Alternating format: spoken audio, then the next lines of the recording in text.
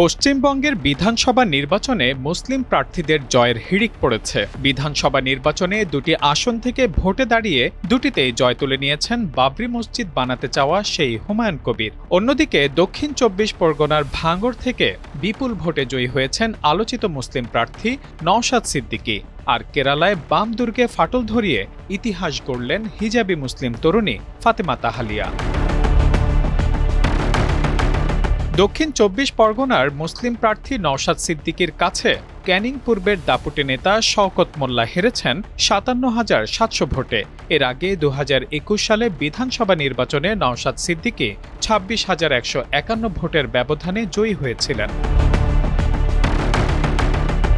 এদিকে বাবরি মসজিদ নির্মাণে আগ্রহী সেই হুমায়ুন কবির রেজিনগর বিধানসভা আসনে ১,২৩,৫৩৭ ভোটে নির্বাচিত হয়েছেন।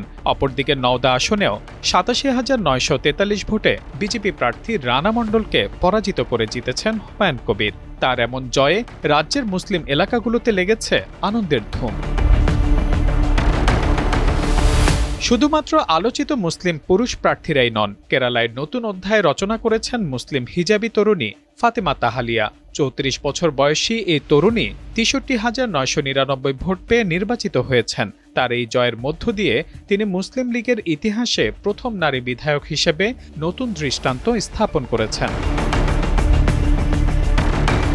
সার্বিকভাবে এবারের পশ্চিমবঙ্গ বিধানসভা নির্বাচনে কলকাতা, মুর্শিদাবাদ, মালদহ এবং উত্তর ও দক্ষিণ ২৪ পরগনার একাধিক কেন্দ্র থেকে উল্লেখযোগ্য সংখ্যক মুসলিম প্রার্থী জয়ের মুখ দেখেছেন। বিধানসভা নির্বাচনে কোনো মুসলিম প্রার্থী না দেওয়া বিজেপি বিধানসভা গঠন করতে যাচ্ছে।